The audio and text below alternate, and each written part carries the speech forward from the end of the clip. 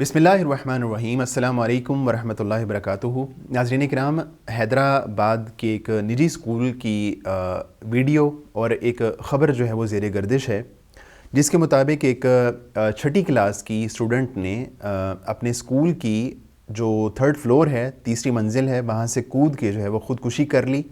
और जस्ट उसकी जो अभी क्लास थी वो छठी क्लास में पढ़ रही थी। इससे अंदाज़ा हो सकता है कि वो अभी बिल्कुल नो उम्र थी, अभी उसका जो है वो खेलने कूदने के और बचपन के दिन थे। और उसके बाद इस स्टोरी में और इस जो वाक़या है, इसमें इस वाक़ये को देखने वालों और पढ़ने वालों के दुख और गम में इस तरह मज़ीद इजाफ़ा हो गया कि जब उस बच्ची का जो है वो ख़त बाद में बरामद हुआ। वो ख़त मैं आपके सामने पढ़ के सुनाता हूँ कि उसने इस ख़त में क्या कहा है, और उसके बाद इस ख़त पे मज़ीद कुछ गुज़ारिशात हम आपके सामने पेश करते हैं। इस ख़त में वो बच्ची लिखती है कि मैं अपने वालिदैन से नफ़रत करती हूँ। एक दफ़ा मेरे और मेरी बहन के सर में दर्द था। हमारी अम्मी ने उसका ख्याल रखते हुए उसकी ट्यूशन से छुट्टी कराई, लेकिन मेरी कोई परवाह नहीं की और ट्यूशन भी भेज दिया। जब मैं टैब इस्तेमाल कर रही थी तो मेरे वालिद ने मुझे डांटा, लेकिन मेरी बहन को कुछ नहीं कहा।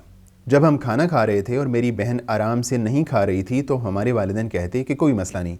जब मैं नहीं खाती तो मुझे डांट पड़ती थी। जब मैं ऊपर छत पर जाती या भाई के साथ खेलना चाहती तो मेरे माँ बाप मुझे बुरा भला कहते थे। इसलिए मैं अपने वालिदैन से नफ़रत करती हूँ। मैं ख़ुदकुशी करना चाहती हूँ, लेकिन मुझ में इतनी हिम्मत नहीं। नाज़रीन किराम, ये वो ख़त है जो कि एक बच्ची ने, जिसका तज़किरा हमने किया, उसने अपनी मौत से पहले जो है वो लिखा था, और जो है उसके बाद उसने सुसाइड कर लिया। ये बहुत ही एक ज़ाहिर है कि अफसोसनाक वाक़या है पेरेंट्स के लिए, ख़ुसूसन जो है वो जो पेरेंट्स जो वालिदैन हैं बच्चों की, वो समझ सकते हैं जिन वालिदैन की बच्ची ने ये ख़ुदकुशी की या ये इक़दाम किया, उनके लिए कितना बड़ा सदमा होगा। ऐसे में वालिदैन को 2-3 बातों को ज़रूर इंश्योर करना चाहिए है। उनमें से जो पहली बात है और जिसका ख्याल रखा जाना बहुत ज़रूरी है, वो ये है कि हम में से हर एक को, जो पेरेंट्स हैं, उनको अपने बच्चों को ख़ुसूसी तौर पे टाइम देना चाहिए, और टाइम भी क्वालिटी टाइम देना चाहिए। उनको ऐसा नहीं होना चाहिए कि एक वालिदा या स्पेशली वालिद घर आया है और वो अपने मोबाइल में मगन है, और मोबाइल में मगन ही वो बच्चों से हल्की फुल्की गपशप कर रहा है या उनका हाल चाल पूछ रहा है। ऐसा नहीं होना चाहिए, बल्कि उनको जो गैजेट्स हैं उनको साइड पे रख के बच्चों को प्रॉपर टाइम देना चाहिए, उनसे बातचीत करनी चाहिए, उनके रोज़मर्रा के मामलात डिस्कस करने चाहिए। स्कूल में क्या हुआ, आज का दिन कैसा गुज़रा, ये बातें ज़रूर डिस्कस करनी चाहिए। स्पेशली जो वालिद है उसको अपने बच्चों को ज़रूर टाइम देना चाहिए।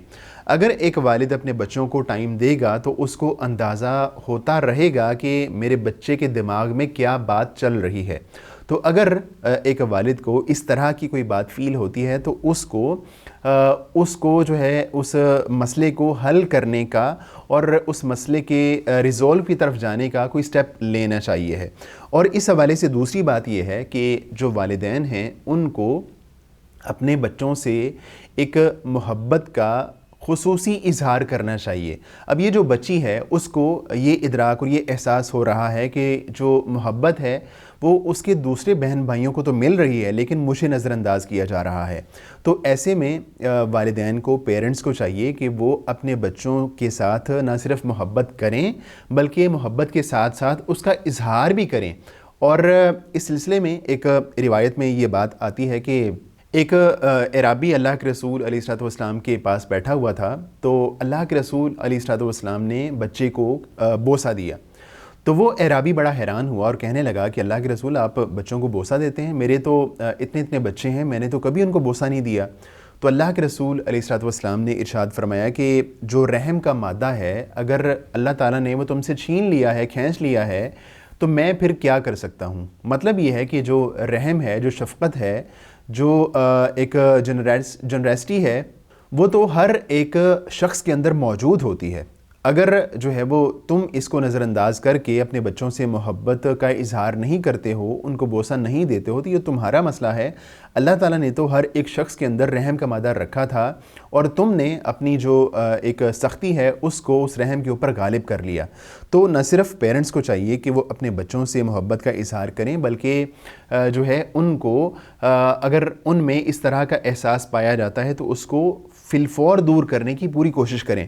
اس کے بعد اس حوالے سے اگلی بات جو والدین کو ضرور انشور کرنی چاہیے ہے وہ یہ ہے کہ بچوں کے درمیان میں کبھی بھی ڈسکریمنیشن کا رویہ اختیار مت کریں۔ ان کے درمیان ڈسکریمنیشن نہیں ہونی چاہیے، نہ ہی جینڈر کی بنیاد پہ، اور نہ ہی کسی چھوٹے بچے کو یا بڑے بچے کو یہ احساس ہونے دینا چاہیے کہ جو میرے والدین ہیں وہ دوسرے بچے سے مجھ سے زیادہ محبت کرتے ہیں۔